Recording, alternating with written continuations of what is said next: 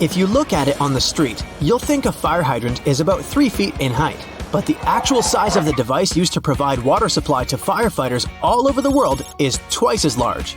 That is, if you count the rest of the hydrant, which is hiding underground. They're mostly red, and it's not just a matter of urban design. First of all, they need to be of bright, easily noticeable colors so firefighters can spot them fast when they need to. The choice of color depends on how much water the hydrant can hold. It can sometimes vary depending on the location, but here's the breakdown. A red fire hydrant can splash 500 gallons of water per minute, while an orange one at least 1,000 gallons. Green ones mostly process 1,500 gallons of water per minute, and the most plentiful ones colored blue can generally contain over 1,500 gallons. Hey bowling fans, isn't it super annoying when your bowling ball gets cracked? Turns out that most of them get damaged because of incorrect storage or spikes in temperature. Now come on and face it, since it's already cracked a bit, aren't you curious what's actually inside the bowling ball? 'Cause I sure am. Let's have a look.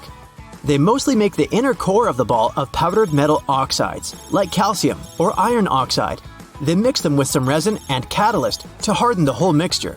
So that light bulb shape you now see inside of the ball is actually its heaviest part. It also influences how your bowling ball rotates when going down the lane. The same goes with spray paint cans. When you shake it, it makes a weird noise. But what is that thing in there? It's called a pea, and it's meant to hold the paint mixture in place and maintain its shape. They generally make it out of plastic, metal, or ceramic. It basically acts as a whisk to make sure your paint is well mixed together before you apply it to your surface of choice. Ever wondered how soda bottles keep that refreshing fizz for that long? Well, they have a little plastic ring fastened to the lid. They place it there to keep the gas from escaping and making the soda go flat, even if you shake it around in your bag the whole day. Speaking of things we use on a hot summer's day, wait, don't put your baseball cap on just yet. Take a look at it for a minute, and you'll notice there's a small button on the very top. Is it functional, or is it just there for the sake of design? Way back when people started using fabrics to cover their heads, some say the button was actually functional. Since it's on top of the cap where the fabric panels come together, the top button helps keep the cap crown in one single piece. Now, with recent advances in fabric and pattern design, the button is more of an aesthetic feature. It's used to cover up the joint point of the fabric panels. Your cap might not have a button at all, but don't you think a cap actually looks better with one? Cotton pads have two sides, and if you take the time to look at them carefully, they're actually different in texture. Just in case you've ever wondered why, the textured side is for applying makeup, and the even side is for removing it. Bookworms, this one is for you. Dust jackets that come with a lot of hardcover books are not just meant to make your book look pretty, they also double as a bookmark. Just fold the pages you've already read underneath the inside of the jacket, and voila! Next time you reach out for your favorite shirt, take a look at the top buttonhole. It should be stitched horizontally, and all the other ones are vertical. Turns out that the dress shirt was designed this way since the first and the last buttons were the first ones to unbutton throughout the day. They then changed the direction of the buttonhole to ensure the shirt would stay nice and fitted before you're ready to take it off. These days we have so many variations of this awesome dessert that it's hard to imagine we've ever lived without it. You can find different types of cookie dough ice cream or even chocolate chip cookie cake basically everywhere, but the famous cookie wasn't actually invented until 1930. The story goes that a woman named Ruth Graves Wakefield was preparing some chocolate cookies as she was waiting for some guests to arrive. She soon figured out she was out of baker's chocolate, a crucial ingredient for the classic cookies. To fix things up, she chopped up a block of semi-sweet chocolate, thinking it would eventually spread out evenly throughout the batter, given the heat of the oven. Things didn't necessarily go as planned. But hey, it's great they didn't, because this is how she invented this modern dessert we now can't get enough of. And speaking of popular snacks, the potato chip is even younger than the chocolate chip cookie. Well, at least historically. There are many stories trying to explain how it was invented. One of them goes like this. A chef named George Crumb, based in New York, put the chips together in 1953. He decided to try a different cooking solution when one of his customers didn't have nice things to say about his French fries. He said they were too thick and kind of mushy. Then, Crumb came up with potatoes that were thinly sliced and fried until brown. People absolutely loved the dish, and they welcomed the first ever batch of chips with open arms. Ice cream, anyone? If the story is true, back in 1904 at the St. Louis World's Fair, one ice cream shop owner ran out of cups to serve his dish. So, he fashioned a waffle into the shape of a cone, and the rest was history. Okay, I'll admit it, chewing gum-like treats have been around since the ancient Greeks. So this one isn't particularly a revolutionary discovery, but the actual gum we buy today wasn't there until the late 1800s. An American inventor named Thomas Adams wanted to mix together different chemicals to create rubber. He tried and failed, for that matter, to play with chicle for his experiment, but ended up fashioning this neat treat. They still use chicle to this day to produce most chewing gums. Back in the 1800s, there lived a man named Jean-Baptiste Joly, who worked in the fabric industry as a textile maker. How he came up with this next invention that we use a lot these days has less to do with him and more to do with his maid. The story goes that the woman accidentally knocked a kerosene lamp over onto a tablecloth. Instead of getting upset over the damaged fabric, Joly noticed that the substance actually made the material cleaner. Figured it out yet? Yep, that's how the idea for the very first dry cleaner popped up. A very neat accident, if I do say so myself. So, grocery carts have loops for a reason. You don't want to put your jacket in your cart next to a bunch of potatoes and onions, do ya? Hang it on the loop instead. It's there to help you organize your cart better. Carts also have a cool section at the bottom. Whenever your cart's full, just lift it up and attach a shopping basket for extra purchases. Lift up the whole metal thing, sit your basket on the horizontal bar above the wheels, and secure it with those handy hooks. If you've got some pesky parsley stuck in your teeth, try this tip. It can be hard to get it all out with loose floss. You need more tension. Just tie it in a knot. Toothpaste stripes may seem a bit weird. It's just a marketing trick. Back in the 70s, a leading toothpaste brand added a blue stripe to show that their toothpaste had double action. Solid white toothpaste worked just as well. But those blue bristles on your toothbrush actually make sense. They gradually lose their color over time. When the blue's faded, it's time to change your toothbrush. Ever notice that tiny hole on the bottom of a padlock? Its hidden purpose is to drain water out to keep it from rusting. It's also the place to lubricate a padlock. A drop of oil in there will make it open and close way easier. Those ridges on the edge of dimes aren't just for show. People used to shave off the edges, then melt the edges down into new coins. But thanks to the new design, it's easy to tell if someone's been shaving the edges off. If you still struggle with peeling an orange, here's another way of opening it. First, cut off the top and bottom. Make a slit on the side and pull it open. That knobbly bit sticking out of the cap of your favorite cream is there for a reason. These tubes are usually sealed with foil, so unless you love breaking your nails trying to open them, just flip the cap over and push. The tiny rubber disc under every bottle cap isn't just for seeing if you want a lifetime supply of soda. It's what keeps your drink all nice and bubbly. The lid keeps the liquid inside. The rubber disc keeps the gas inside. Until you drink it. If you use the blue side of your eraser to erase pen, your notebooks are probably all full of holes. The blue side's there for when you need to erase something on much thicker paper. It works on pencil and even ink, as long as the paper's thick enough. Your bobby pins might not stay in place if the grooves aren't facing the right way. They should always be on the bottom, close to your head. Still coming loose? Put a squeeze of hairspray right onto the bobby pin before you put it in your hair. Many glass bottles usually have some sort of indent at the bottom. It's handy if you want to be fancy.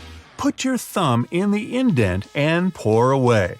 The technical name for this little dude is a punt. Those sugar sticks at your local coffee stand are ready to be opened in a new and easier way. Look how happy they are. Try splitting it right down the middle. No more sugar on your fingers, no more tiny little paper bit, even your coffee's happier. Your Cotton Rounds pack has those strings on it so you can hang it on a handy hook in the bathroom. But there's no need to loosen and tighten back up again every time. Check out the bottom of the peck. It has a perforated line. Tear it open carefully and you're good to go. Doorknobs are usually made of brass, bronze, or some other copper alloy. Why? They're antibacterial, so they stop microbes from spreading.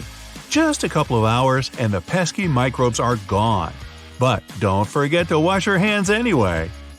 Bottles have long necks for a reason.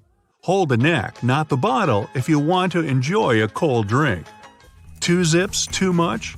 Maybe, but they come in handy as a clever anti-theft device. Just lock them together.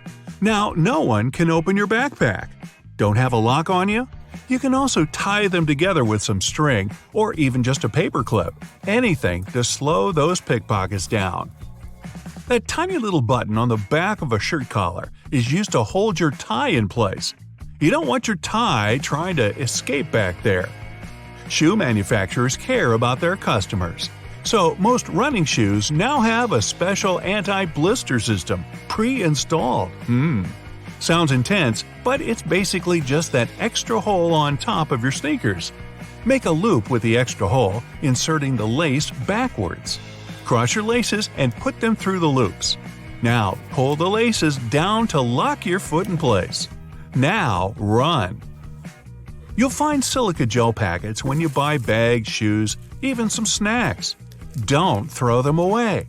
They soak up excess moisture, so anytime your shoes are a bit damp, chuck a few gel packets in there overnight. You might have been using your shampoo wrong this whole time. Really? Here's the gist. Don't apply it to your hair. Just apply it to the roots. The foam you create will trickle down on your hair anyway. The glass has a stem for a reason. Touching the glass bowl with your hands will alter the drink's temperature, and it will get warmer much sooner. While we're in the kitchen, let's check out your fridge. Most of those come with designated areas in the door shelves for eggs, but this may not be the best solution for storing them. The temperature in the door shelves tends to be a bit higher than in the fridge itself, so it's not the best place to store delicate types of food, like eggs or dairy. Make sure to remember that after your next trip to the supermarket. Also, while we're still browsing items in the fridge, did you know that waiting for food to cool down before refrigerating it may be bad for it? Keeping food at room temperature for more than 2 hours can increase its chances of going bad. So, pop it in as soon as possible. Just make sure to divide your food into smaller batches to help it cool down quicker. What's that in your fridge I just saw? Chocolate. Well, that's a big no-no. Regardless of the season, remember to never store chocolate in the fridge. The lower temperatures inside can cause the chocolate flavor to dull. Also, who wants to eat rock-hard chocolate anyway? When it comes to breakfast, next time you boil an egg, try putting a teaspoon of baking soda into the water when boiling. The eggshells will peel off way easier. Another tip is to crack the egg on one end and run it under the tap. The water stream will help peel off the shell faster and with way less of a mess. Fan of smoothies? Bet you didn't know there's actually a correct way to load up your blender. Start with the liquids, then pile up the solids as you go. The motion created by the movement of the liquids will ensure a smooth, clump-free, delicious breakfast or snack. After that, you can clean it by simply adding some dishwashing soap and some water and letting it blend away. No need to add it to the dishwasher anymore, since the full cycle of the dishwasher can damage the metal plates on the blender. If you're ever in the mood for a peanut butter sandwich, but the peanut butter is all split with the oils on top, remember, there's a correct way to store it. Placing the peanut butter jar upside down in your cupboard will ensure the oils are spread out evenly. Love a good steak but never get a perfect consistency? You're probably digging in too soon. You have to let the meat rest after cooking for at least 10 minutes before you start cutting it. Using the right knife will also give you better results. A sharp knife will ensure you don't lose any of those lovely meat juices. It's pasta night. Ever wondered why there's a hole in the middle of the spaghetti spoon? Turns out you can use that hole to check how much pasta to cook per person. Now you know exactly how much of it to boil for that special marinara sauce of yours. When using non-stick pans, never use metal utensils. Go for wooden or plastic ones instead. the metal will be way too rough on the surface of your pans and can actually damage the non-adherent surface. Are you a leftovers for dinner type of person? Aren't we all? Quick tip for reheating your dinner in the microwave. Try spreading the food around the edges of the plate. Microwaves are indeed designed to heat food as evenly as possible, but not if the food is piled up. Ever try to take out a single Tic Tac from the tiny container? Just turn the box on its side. There's a cleverly designed slot on the plastic top precisely for that. No more shaking the Tic Tac box like a maniac. If you're up for some music but don't have a speaker around, don't worry. Placing your phone in a cup or bowl will amplify the sound and make your experience so much better. In a hurry, and your phone is running out of battery, there's a simple way to reduce the charging time. Simply set the phone to airplane mode.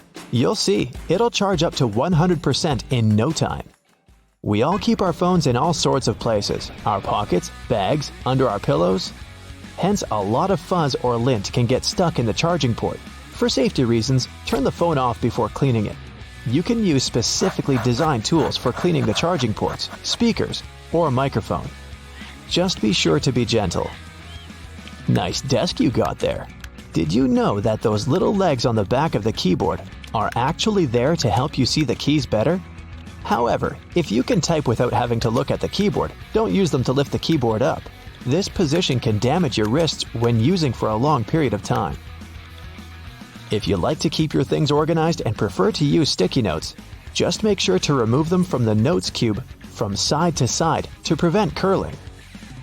We all feel a little overwhelmed when it comes to storage, especially linens. One easy way to make sure you'll never get mixed sheets is to store each set in the matching pillowcase. Not only will you get easy access to each set, but it's way nicer to look at on the shelves. When it comes to storing clothing, people use wooden hangers for more than just aesthetic reasons. They may be bigger and heavier than plastic ones, but they also help repel moths. Keep that in mind, more so when storing winter clothes. Were you ever curious about that one extra loophole in your running shoes? That one just next to your ankles? Well, turns out it's there for a reason. The tighter the laces on your shoes, the less likely you are to get blisters. Always fit your shoes correctly and use that extra loop in the shoes if needed before you go for a run. Your dress shirts have a tiny secret too. On the inside of the shirt, right between the shoulders, there's a tiny loop that you can use to hang the garment whenever you don't have a hanger lying around. Have you ever wondered what these extra holes at the top of your running shoes are for? They're designed so that you can tie the shoes in multiple different ways. That's useful when you want to compensate for things such as a bad stride or even a damaged toe. Plus, you can change the look of your shoes the way you prefer. Many people use a dust jacket of their book as a bookmarker. No problem with that, it will save your book from bent page corners.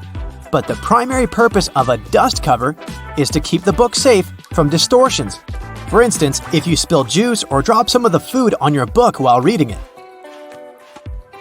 The Tic Tac dispenser has this little groove on its top, so you can dispense only one Tic Tac at a time. Even though, let's be honest here, nobody does that. Most of us just spill a whole bunch at once, and then we wiggle all those extra Tic Tacs back in. Those rubber bumps you see between the tire treads are there for your safety. The raised edges tell you what the minimum height of your tread is. If the bump and the edges are even, it's time for you to visit the tire shop as soon as possible. But if the bumps are well beneath the level of the edges, you're good to go. What about that black grating on the microwave window? It's something called a Faraday shield, and it's there to prevent microwaves from getting away and turning the entire room into a Faraday cage.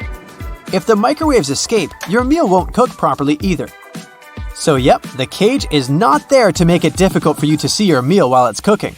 It's keeping the electromagnetic energy inside. How about a wrench-compatible screwdriver? Cover your screwdriver with the end of your wrench and you can increase its torque. That's why the head of your screwdriver is designed the way it is. When you have odd angles, you can use this strategy. You've probably heard those myths, the blue side of the eraser can erase the pen? False. Its purpose is to erase a pencil. but in case you're writing something on heavier paper. The blue side can remove smudges you see after using the pink eraser too. Have you ever wondered why oranges in supermarkets mostly come in the red mesh bag? It's a trick to make this food look more orange and encourage you to make a purchase. An extra tip, don't throw away the mesh bag. Tie it up so you can have a small pot scrubber to clean your sink, kitchen, appliances, and dishes. You can see golf balls don't have a perfectly round shape. Their surface is covered with many little dimples, something golf balls didn't always have. At one point, experienced golfers started noticing how, through time, older balls with imperfections, such as nicks and bumps, could travel further. Such things create turbulence in the air around the golf ball, which eventually reduces drag. So, manufacturers started producing balls with dimples so they could go farther and faster. You might have noticed that sometimes there are ridges in toothpick tops. It's more hygienic because when you break that off, you can prop the toothpick up on it, and it won't touch anything. Another safety feature you'll find, this time in your car, is a tab on your rearview mirror. With it, you can change the position of the mirror so you don't get blinded if there's a car behind you with its high beams on. So this little tab helps you control the glare of lights coming from behind. This feature showed up in the 1930s, but in the early 1970s, it became a part of standard equipment in most trucks and cars. Do you see that tiny hole on your iPhone right next to the rear-facing camera? It's a microphone, and it's there so your phone can record sound as you turn your camera around. Some cables have a thick cylinder towards the end of the cord. It's called a ferrite core or a choke. It's a magnetic iron oxide that stops high-frequency electromagnetic interference. For example, you know that annoying static noise you get if you bring your phone too close to a speaker? This interrupts your call, which is why cable cords with big cylinders are pretty useful because they prevent these things. Do you know why nearly all luggage bags and backpacks have two zippers? It's way more convenient and easier to open in that way. But not just that, you can also lock these two zippers together to keep the stuff inside your bags safer.